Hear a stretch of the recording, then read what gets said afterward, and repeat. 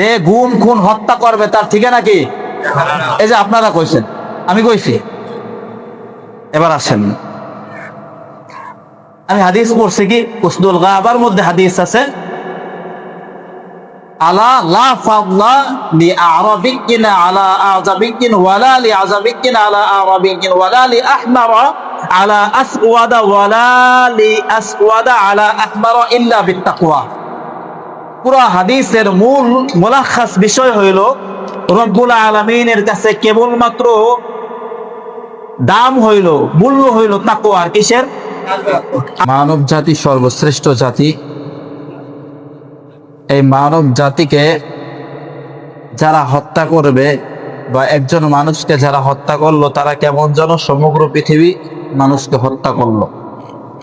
সোজা কথা, এক কথায় আমরা বুঝাইতে আজকে চেষ্টা করব যে মানুষ হত্যা সব থেকে বড় পাপ। আল্লাহ তাআলা যদি ইনশাআল্লাহ তৌফিক দান করেন, কুরআন ও হাদিসের আলোকে এই বিষয়টা আপনাদের সম্মুখে তুলে ধরার চেষ্টা করব। তো সর্বপ্রথম আমরা বুঝবো যে মানুষ শ্রেষ্ঠ। দেখেন সূরা বানী ইসরাঈলের 90 নম্বর আয়াতের মধ্যে রব্বুল আলামিন বলেন, ওয়ালাকাদ কাররামনা বানী আদমা। রব্বুল আলামিন বলেন, আমি বনি আদমকে শ্রেষ্ঠত্ব দান করেছি। ওয়া হামালনা ফিল বাররি ওয়াল বাহরি, এবং তাদের জন্য আমি বাহন বানাইছি জল পথে এবং হচ্ছে যায় স্থল পথে। একটা জিনিস খেয়াল করবেন, সেটা হলো পৃথিবীতে অন্য যত প্রাণী আছে সমস্ত প্রাণীরা কেউ হয়তো জলে বাস করে অথবা কেউ স্থলে বাস করে। যারা স্থলে বাস করে, পৃথিবীর ভূপৃষ্ঠের উপরিভাগে বাস করে মাটিতে, তারা হচ্ছে যে জলে টেকতে পারে না, পানিতে টেকতে পারে না, বসবাস করতে পারে না, থাকতে পারে না।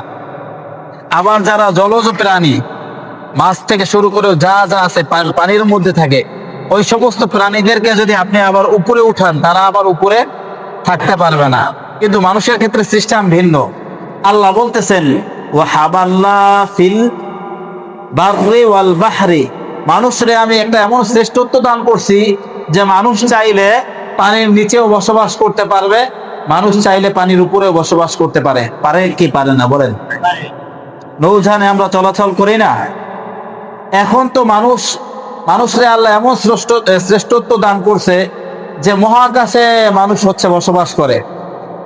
বিমানে এক দেশ থেকে আরেক দেশে যায় না, স্পেসে বিভিন্ন হচ্ছে যাইয়া গ্রহের মধ্যে বিভিন্ন হচ্ছে যাইয়া রকেট যায়। তো কেমন হচ্ছে যাইয়া মানুষরা আল্লাহ শ্রেষ্ঠত্ব দিছে, ওই আসমানে থাকা অবস্থায় রকেট অন্য একটা রকেটের থেকে ফুয়েল নিতে পারে। সেইভাবে স্পেসের মধ্যে ফুয়েলের হচ্ছে যাইয়া মানে তেলের আর কি, ওই জায়গায় উপরে তেল বিক্রি করার আলাদা জায়গা আছে আসমানের মধ্যে। আমি বুঝাইতে চাইতেছি যে প্রত্যেকটা প্রাণীর বসবাসের আলাদা জায়গা থাকলেও মানুষরে আল্লাহ এমন শ্রেষ্ঠত্ব দান করছেন যে মানুষ জমিনেও সেরা, আসমানেও সেরা, মাটির নিচেও সেরা, পানিতেও সেরা। ঠিক কিনা বলেন? তার কারণ রব্বুল আলামিন বলতেছেন, ওয়ালাকাদ কাররামনা বানী আদমা, বনু আদম যারা আছে, মানব সন্তান যারা আছে, তাদেরকে আমি কি দান করছি? শ্রেষ্ঠত্ব দান করেছি। অন্যত্র সূরা ৩ এর মধ্যে রব্বুল আলামিন বলেন, লাকাদ খালাকনাল ইনসানা ফি আহসানি তাকওয়িম। রব্বুল আলামিন বলেন, মানব জাতিকে আমি বড় চমৎকার আকৃতিতে সৃষ্টি করছি। আল্লাহ তাআলা নিজে বলতেছেন মানুষকে তিনি নিজে বড় চমৎকার আকৃতিতে সৃষ্টি করেছেন। প্রিয় ভাইয়া আমার, বোঝার চেষ্টা করেন, আকৃতির মানে এটা না যে কেউ কালা কেউ ফর্সা, ব্যাপারটা এমন না। সাদা কালো এটা সৌন্দর্যের মানদণ্ড না, মাপকাঠি না। যদি সাদা হইলেই সুন্দর ধরা হতো, তাহলে সব থেকে বেশি দাম থাকতো মূলার। ঠিক কিনা বলেন? সাদা হইলেই সুন্দর ধরা হইলে সব থেকে বেশি দাম থাকতো কিসের? মূলার। কিছুদিন পরে মূলা মানুষ আর খাইবেও না, জিজ্ঞাসাও করবে না, গরুরে খাওয়াবে। ঠিক কিনা বলেন? আমি বুঝাইতে চাইছি যে সাদা কালো এটা সৌন্দর্যের কিনা, মাপকাঠি না। উদাহরণ কি, উসদুল গাবা এক কিতাব আছে, হাদিসের কিতাব। এই কিতাবের মধ্যে সালমান ফারসি রাদিয়াল্লাহু তাআলা আনহু জীবন বৃত্তান্ত উল্লেখ হয়েছে। ওই জায়গার মধ্যে ইমাম ইবনুল আসির প্রখ্যাত এক হাদিস আছে। ইমাম ইবনুল আসির ওখানে বলেন, আল্লাহ রাসূল বলেন, ইয়া আইয়ুহান নাস, সাবধান হে মানব জাতি, আলা ইন্না রাব্বাকুম ওয়াহিদুন, শুনে নাও তোমাদের রব হইল একমাত্র আল্লাহ। আমাদের রব কে? আল্লাহ। ওয়া ইন্না আবাকুম ওয়াহিদুন, আর তোমাদের বাবাও হলো একজন। সমগ্র মানব জাতির পিতাকে আদম আলাইহিস সালাম কে বলেন না? সমগ্র মানব জাতির মুসলিম যারা আছে, মুসলমানদের জাতির পিতাকে ইব্রাহিম আলাইহিস সালাম। সমগ্র মানব জাতির একমাত্র পিতাকে আদম আলাইহিস সালাম। মুসলিম যেই জাতিসত্তা আছে, এই জাতিসত্তার পিতাকে ইব্রাহিম আলাইহিস সালাম। তো এই হাদিসের মধ্যে বলা হইতেছে, আলা লা ফাদলা লিআরাবিয়্যিন আলা আজামিয়্যিন ওয়ালা ফাদলা লিআজামিয়্যিন আলা আরাবিয়্যিন ওয়ালা লিআহমার আলা আসওয়াদ ওয়ালা লিআসওয়াদ আলা আহমার ইল্লা বিত্তাকওয়া। এই হাদিসের মধ্যে বলা হয়েছে যে আরবি যারা আছে, আরব দেশে বসবাস করে, ওনাদের অনারবীদের উপরে কোনো মর্যাদা নাই। অনারবি যারা আছে তাদেরও আরবিদের উপরে কোনো মর্যাদা নাই। যারা ফর্সা মানুষ, সুন্দর মানুষ, তাদের মর্যাদা যারা আসওয়াদ কালা মানুষ তাদের উপরে না। আবার যারা আসওয়াদ তথা কালা মানুষ তাদের মর্যাদাও যারা আহমার ফর্সা মানুষ তাদের উপরে না। আল্লাহ তাআলার কাছে মর্যাদার একমাত্র মানদণ্ড হলো, হাদিসের মধ্যে আসছে, ইল্লা বিত্তাকওয়া। আল্লাহ তাআলার কাছে মর্যাদার মানদণ্ড হইল কেবলমাত্র তাকওয়া। কেবলমাত্র কি? তাকওয়া। যার মধ্যে যত বেশি তাকওয়া, যে আল্লাহ তাআলাকে যত বেশি ভয় করে, যে আল্লাহ তাআলাকে যত বেশি ভয় করে, আল্লাহ তাআলা তাকে তত বেশি ভালোবাসে। আল্লাহ তাআলা তাকে তত বেশি ভালোবাসে। আল্লাহ তাআলার কাছে সব থেকে মর্যাদাবান বেশি হলো ওই ব্যক্তি, যেই ব্যক্তি আল্লাহ তাআলাকে বেশি ভয় পায়। যেই ব্যক্তি আল্লাহ তাআলাকে বেশি ভয় পায়, সে আল্লাহর কাছে কি সব থেকে বেশি দামি। এখানে বংশ মর্যাদা ধরা হয় নাই, রাজনৈতিক মর্যাদা ধরা হয় নাই। এটার কোনো মানি আছে? আমি আলোচনা করতেছি না, আমি বোঝেন কিছু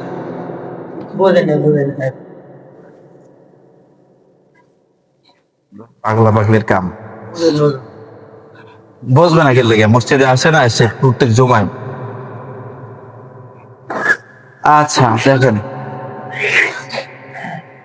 যে কোন জায়গায় ছিলাম, বলতে চাইছিলাম যে একটা মানুষ কালা হোক, ধলা হোক, বেটে হোক, খাটো হোক, উচ্চ মর্যাদার হোক অথবা নিম্ন মর্যাদার হোক, আওয়ামী লীগ করুক, বিএনপি করুক, জামাত ইসলাম করুক বা চরমনাই করুক, আল্লাহ তাআলার কাছে কোনো জিনিসের শ্রেষ্ঠত্ব নাই। আল্লাহ তাআলার কাছে শ্রেষ্ঠত্বের একমাত্র মাপকাঠি হইল তাকওয়া। কি বলেন না? তাকওয়া। যার মধ্যে যত বেশি তাকওয়া, সে আল্লাহর কাছে তত বেশি দামি। তাকওয়া নাই, আল্লাহর কাছে তার কোনো কি নাই, দাম নাই, কোনো মূল্য নাই। যদি অবস্থা এমন হয় যে কোনো ইবাদতেই নাই, সারাদিন গুনাহের মধ্যে ব্যস্ত, হারাম খায়, সুদ খায়, জুয়া খেলে, ধাপ্পাবাজি করে, মাগিবাজি করে, এই অবস্থা যদি থাকে, এই সমস্ত ব্যক্তিদের ব্যাপারে মহান রব্বুল আলামিনের স্পষ্ট ঘোষণা, উলাইকা কাল আনআম, এরা হইল চতুষ্পদ প্রাণীর মতো। কুকুর দেখেন কুকুরের মতো, শুয়োর দেখছেন শুয়োরের মতো। রব্বুল আলামিন আরো বাইরে গিয়ে বলতেছেন, উলাইকা কাল আনআম, শুধুমাত্র কাল আনআম না, চতুষ্পদ প্রাণীর মতো না, বাল হুম আদম, এরা হইল চতুষ্পদ ওই সমস্ত হিংস্র জানোয়ারের থেকেও নিকৃষ্ট। নাউজুবিল্লাহ। যদি কি না থাকে, ইবাদত না থাকে। এখন প্রশ্ন হলো যে আমাদের দেশের মধ্যে সৎ, যোগ্য, শিক্ষিত, নিষ্ঠাবান একটা ছেলে, শরীফ উসমান হাদি রহিমাহুল্লাহ, 1993 সালে জন্মগ্রহণ করছে, 2025 সালে ইন্তেকাল করছে। সৎ, যোগ্য, নিষ্ঠাবান, আদর্শবান একটা ছেলে। এই ছেলেকে যে সমস্ত মানুষরা মারলো, আচ্ছা, তারা কি হচ্ছে যে অন্যায় করছে নাকি অন্যায় করে নাই বলেন তো? এই অন্যায়টা কেমন পর্যায়ের অন্যায়, এইটাই আমরা দেখানোর চেষ্টা করব কুরআনুল কারীমের মধ্যে দিয়ে মাধ্যমে। রব্বুল আলামিন সূরা মায়েদার মধ্যে এই সূরার 32 নম্বর আয়াতের মধ্যে এক আলোচনা নিয়ে আসছেন।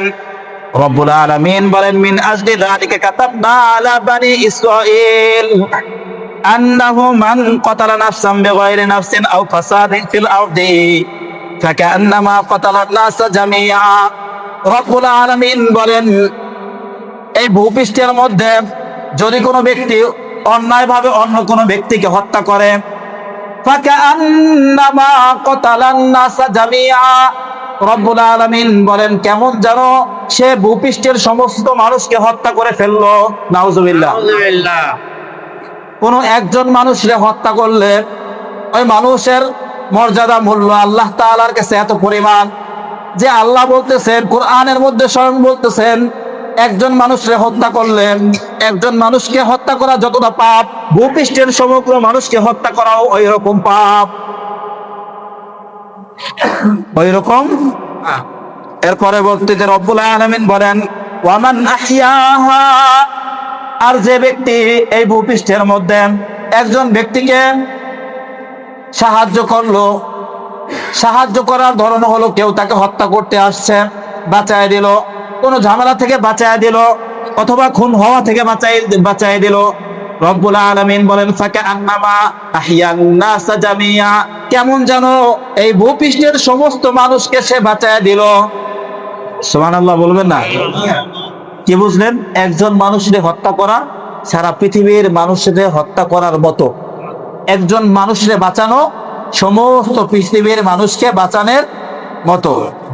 এবার আসেন, আল্লাহর নবী সাল্লাল্লাহু আলাইহি ওয়াসাল্লাম হাদিসের মধ্যে বলেন, আউয়ালু মা ইউকযা ইয়াউমাল কিয়ামাতি, কিয়ামতের দিন রব্বুল আলামিন সর্বপ্রথম বিচার করবেন আদ-দিমা, রক্তপণের, কে কারে হত্যা করছে এই বিচার সর্বপ্রথম কিয়ামতের ময়দানে হবে।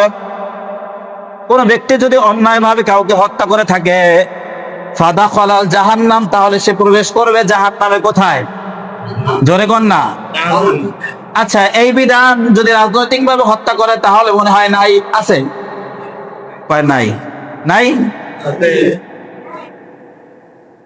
তাহলে বাংলাদেশের মধ্যে 1947, তারপর হইলো কত 52 ভাষা আন্দোলন, এই দুইটা সাবজেক্ট বাদ, 71 ধরেন না, 1971 থেকে নিয়ে এই 53 বছরে যেই কয়টা নির্বাচন হয়েছে, প্রত্যেক নির্বাচনে গুম খুন হত্যা কি হয়েছে?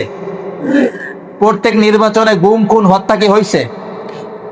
আচ্ছা, প্রত্যেক নির্বাচনে গুম খুন হত্যা যদি হয়ে থাকে, তাহলে গুম খুন হত্যাই কুরআনের ভাষায় সব থেকে বড় অপরাধ, ঠিক কিনা বলেন? আচ্ছা, এই গুম খুন হত্যা যারা করছে তাহলে তারা মনে হয় নিরপরাধ? তারা কি অপরাধী? তারা কি অপরাধী? কে বলতেছে? কোরআন বলতেছে তারা যদি অপরাধী হয়ে থাকে তাহলে তাদের ঠিকানা কি? জাহান্নাম। মাসালা কারা দিছে? আপনারা দিচ্ছেন মেয়া, একটু আগে ওই তো এইমাত্র বললেন তাদের ঠিকানা জাহান্নাম। হুজুর কিছু কয় নাই কিন্তু। যে গুম খুন হত্যা করবে তার ঠিকানা কি? এই যে আপনারা কইছেন, আমি কইছি। এবার আসেন, আমি হাদিস পড়ছি, কি উসদুল গাবার মধ্যে হাদিস আছে, আলা লা ফাদলা লি আরাবিয়্যিন আলা আযাবিয়্যিন ওয়ালা লি আযাবিয়্যিন আলা আরাবিয়্যিন ওয়ালা লি আহমারা আলা আসওয়াদা ওয়ালা লি আসওয়াদা আলা আহমারা ইল্লা বিত্তাকওয়া। পুরো হাদিসের মূল মুলাখাস বিষয় হইল রব্বুল আলামিনের কাছে কেবলমাত্র দাম হইল, মূল্য হইল তাকওয়া। কিসের? আচ্ছা, আমাকে বলেন, যারা হত্যা করে তাদের মধ্যে তাকওয়া আছে? আল্লাহর ভয় আছে? যারা গুম করে তাদের মধ্যে মনে হয় আছে? যারা খুন করে তাদের মধ্যে কি তাকওয়া আছে? যারা সুদ খায় তাদের মধ্যে তাকওয়া আছে? যারা জুয়া খেলে তাদের মধ্যে তাকওয়া আছে? যারা ঘুষ খায় তাদের মধ্যে তাকওয়া আছে? নাই। তাহলে তাদের কোনো মূল্য আল্লাহর কাছে নাই, তাদের কোনো মূল্য আল্লাহর কাছে নাই। যাদের কোনো মূল্য আল্লাহ তাআলার কাছে নাই তাদেরকে আল্লাহ একটা নাম দিছে, বলবো না? বলি, যাদের কোনো মূল্য আল্লাহর কাছে নাই, তাদেরকে আল্লাহ একটা নাম দিছে, বলবো? রব্বুল আলামিন বলেন উলাইকা কাল আনআম, তারা হলো হায়ওয়ানাতের মতো, চতুষ্পদ প্রাণীর মতো। এরপরে আবার রব্বুল আলামিন বলতেছেন বাল হুম আদাল, তারা কেবলমাত্র শুধুমাত্র কুকুর সিগালের মতো না, শুয়ারের মতো না, শুধুমাত্র হিংস্র প্রাণী যারা থাবা দিয়ে খায় মানুষকে, বাঘ সিংহ এগুলোর মতো কেবলমাত্র না। তার কারণ এগুলা তো দিনের অধিকাংশ মুহূর্তে আমি রব্বুল আলামিনের নাম জপে। প্রতিদিন সকালবেলা যখন সূর্য দেখে শুয়ার, সূর্য দেখে দেখে রব্বুল আলামিনের তাসবিহ পাঠ করে আর বলে আলহামদুলিল্লাহ মাওলা, তোমার শুকরিয়া, তুমি আমাকে নতুন একটা সকাল দেখার তৌফিক দিছো। তবে আল্লাহ, তুমি আমারে আজকে ওই ব্যক্তির চেহারাটা দেখাইও না যে ফজরে তোমারে সেজদা দিতে পারে নাই। নাউজুবিল্লাহ বলবেন না? এই যে ফজরে সেজদা দিতে পারে নাই, তার ব্যাপারে রব্বুল আলামিন বলেছেন বাল হুম আদাল, শুরের থেকে ওই খারাপ। নাউজুবিল্লাহ। আল্লাহ আমাদেরকে হেফাজত করুক এই জায়গা থেকে। আফসোসের বিষয় হলেও সত্য। মনোযোগ ভাই আমার কথার দিকে। এক বছরে 365 দিন, কতদিন? এক বছরে 365 দিন। এই এলাকায় এমন বহুত মানুষ আছে 365 দিনের একদিনও ফজরের নামাজে রব্বুল আলামিনের সিজদা দেয় নাই, ঠিক কিনা? একদিনও দেয় নাই। 365 দিন জোহরের নামাজ একদিনও আসে নাই, 365 দিন আসরের নামাজ একদিনও আসে নাই। তাহলে যে রব্বুল আলামিন সর্বশ্রেষ্ঠ জাতি হিসাবে সৃষ্টি করলো, যে রব্বুল আলামিন উত্তম রিজিকের ব্যবস্থা করলো, যে রব্বুল আলামিন স্থলপথ এবং জলপথ উভয় পথের মধ্যে রব্বুল আলামিন শ্রেষ্ঠত্ব দান করলো এবং বাহনের ব্যবস্থা করে দিল, সেই রব্বুল আলামিন এই সমস্ত মানুষ যারা আল্লাহর সিজদা দেয় না, তাদেরকে যদি আল্লাহ বলে উলাইকা কাল আনআম বাল হুম আদাল, আপনারা বলেন আল্লাহ তাআলার এই বলাটা কি যুক্তিযুক্ত নাকি অযুক্ত? বলেন। যুক্তিযুক্ত একটা বিষয় না? যেই আল্লাহ খাওয়াইতেছে, পালতেছে, প্রতিদিন আমরা হাজারবার শ্বাস প্রশ্বাস নিতেছি। করোনাকালীন মুহূর্তে যে সমস্ত ব্যক্তিদের করোনা হয়ে গেছিল, শ্বাস প্রশ্বাস নিতে ঝামেলা হয়েছিল, প্রতিদিন 50,000 60,000 টাকা দিয়ে তারপর শ্বাস নিতে হয়েছে, দেখছেন না? ভেন্টিলেটর কয় না কি কয়, শ্বাস নেওয়া লাগছে না ওইটা দিয়া। কিন্তু কয়দিন আমরা আল্লাহ তাআলাকে এই যে শ্বাস প্রশ্বাস নিতেছি এটার বিনিময়ে টাকা দিছি? একদিনও দেই নাই।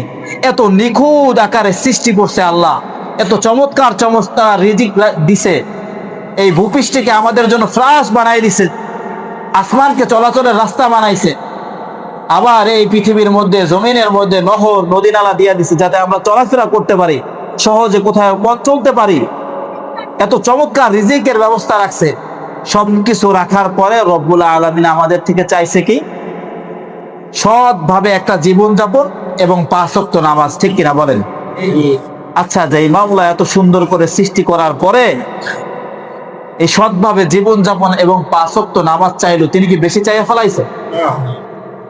আরে ভাই, 5 ওয়াক্ত নামাজ তো আমাদের শরীরের জন্য একটা স্বাস্থ্যকর পদ্ধতি, ব্যায়াম। এটা কি একটা ব্যায়াম। যারা নামাজ পড়ে সঠিকভাবে সুন্নাত তরিকায়, তাদের কখনো কোশ্চেন কালেও জিমে যাওয়ার প্রয়োজন নাই।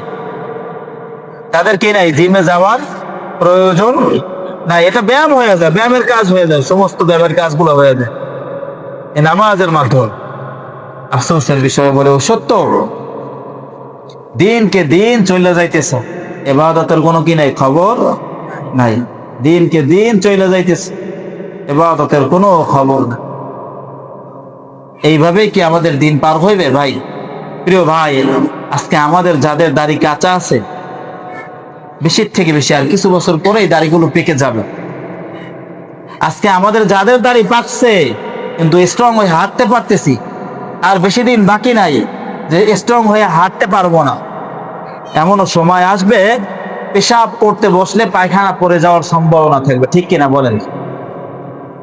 কিন্তু সেই সময় ইবাদত করতে খুব মনে চাইবে, কিন্তু শরীরে সায় দেবে না, শরীরে কি দিবে না, সায় দিবে না। কিন্তু এখন ইবাদত করার সময় আছে, কিন্তু মনের কি হয়ে গেল যে মনটা এখন ইবাদত করতে চাইতেছেন। মুসলিম যারা আছে তারা তো বুড়ো হইলে কম বেশি সবাই মসজিদমুখী হয় না? কিন্তু সেই সময় অবস্থা হয় কি কর, মসজিদে আসেও অনেক সময় দুর্ঘটনার শিকার হওয়া লাগে না, পেশাব পায়খানা পইরা যায় অনেক সময়।